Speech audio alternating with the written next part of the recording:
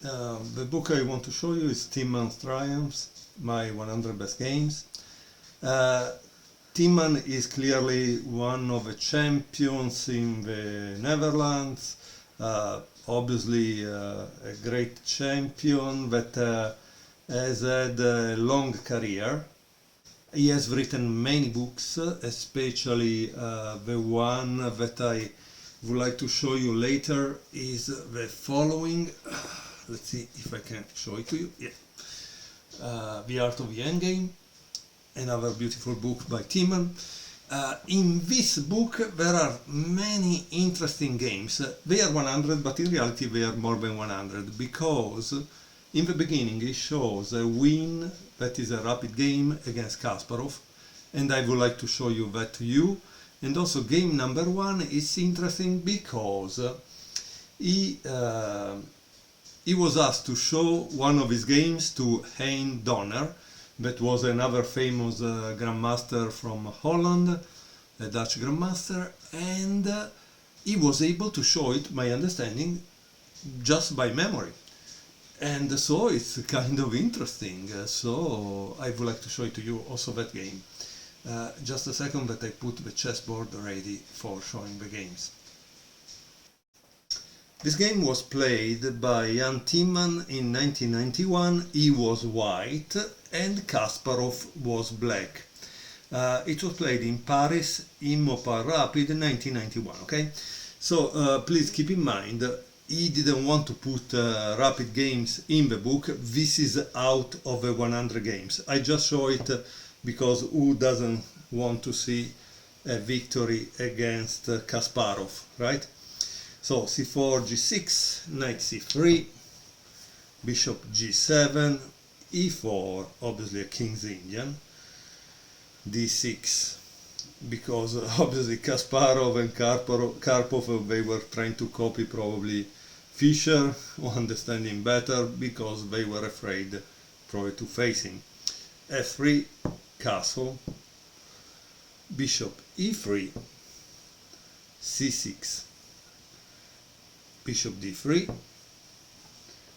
e5, d5, c takes d5, c takes d5, and knight h5. Yeah, generally in the King's Indian at a certain point you try to push this pawn, but who knows. Knight g e2, f5, yeah. E takes f5. Let's see what happens. G takes f5. The problem is that white still hasn't castle, and so it's a little scary.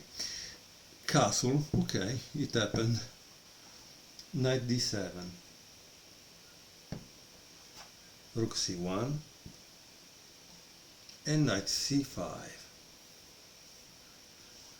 bishop c4, a6, b4, knight d7, a4, probably to contrast this push, b5, queen e8, king h1, knight d, f6, b5, queen g6. Well, black is clearly going all out for an attack on the king side.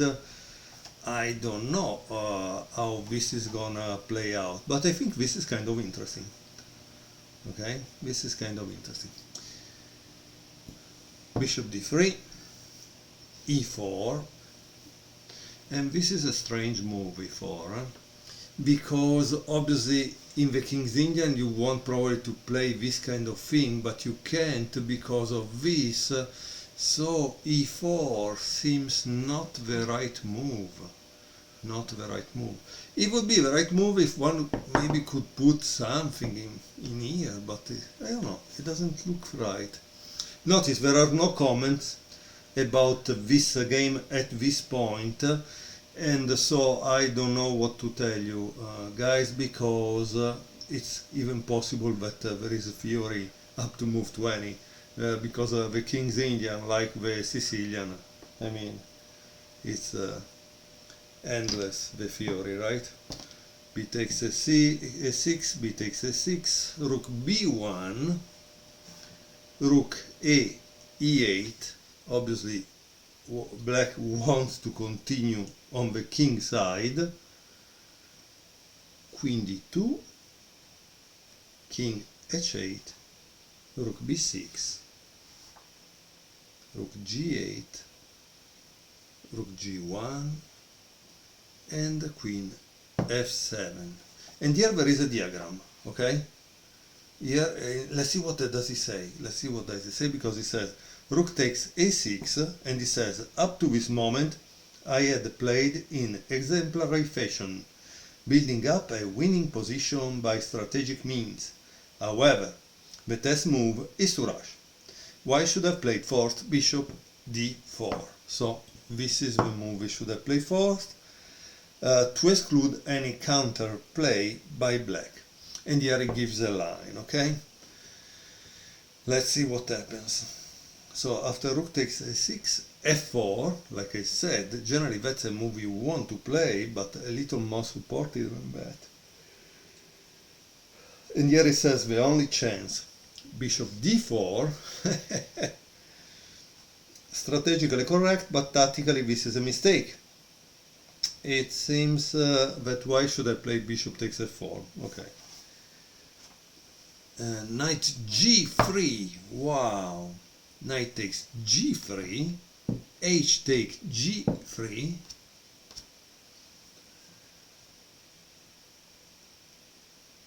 and f takes g3,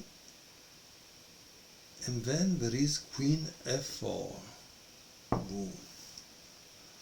And he says, I played this quickly and apparently self-confidently, speculating that Kasparov, who had almost run out of time, would fail to find the right path.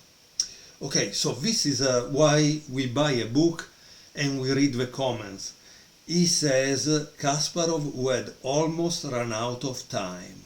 So maybe it's not like I thought, but it was all theory. If by move 29 Kasparov is out of time, right?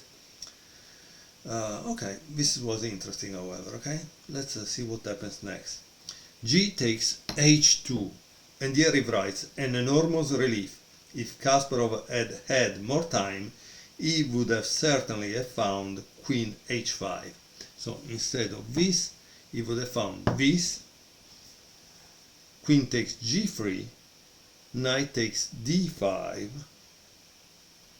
So let's see it. Let's see what happens here, because this is interesting. So queen h5, queen takes g3, knight takes d5. The white queen has no squares. On the next day, Korchnoi gave me a handwritten note on which he had jotted down a few variations.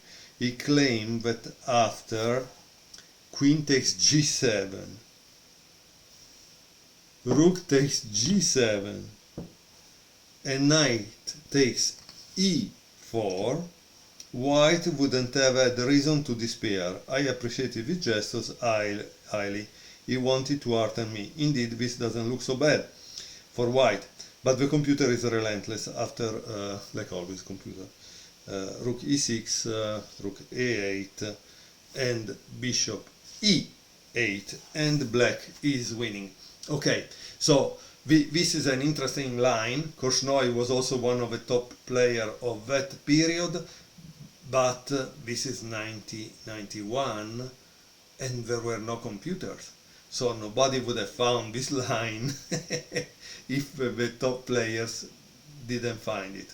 And it's interesting that Korchnoi watched the game and did some analysis by himself.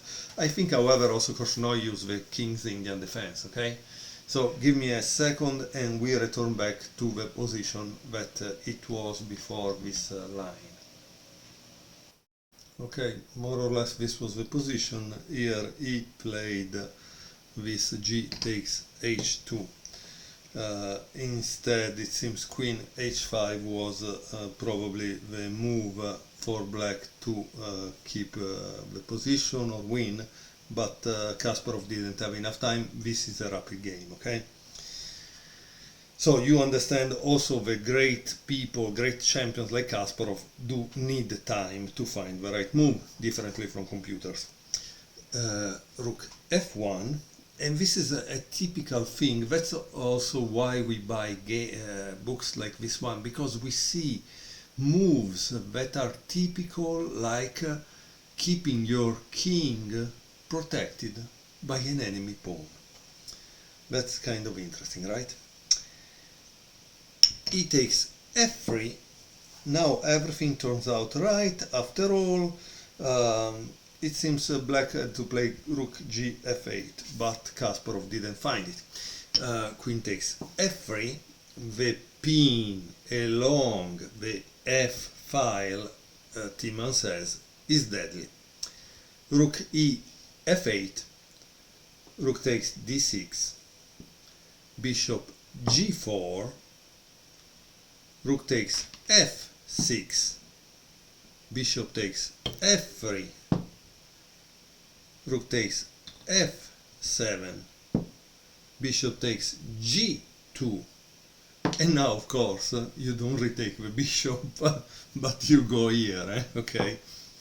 Okay, king takes h2, and here probably Kasparov resign.